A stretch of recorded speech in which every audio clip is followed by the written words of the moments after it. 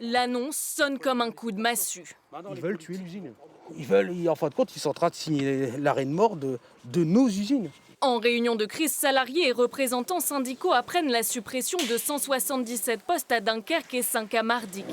Ils sont sous le choc. On ne pensait pas que ce soit si brutal et si rapide en fait. Il manque déjà tellement de monde dans tous les services que je ne comprends pas pourquoi ils arrivent encore à supprimer des postes, quoi.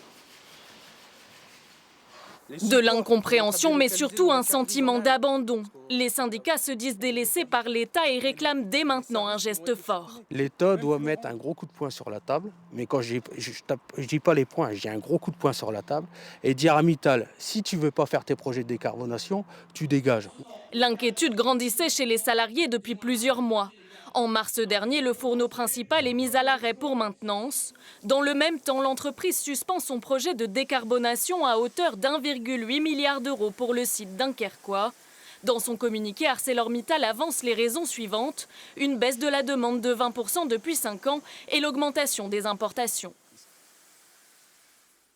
L'entreprise doit maintenant envisager des mesures de réorganisation pour adapter son activité au nouveau contexte du marché et assurer sa compétitivité future.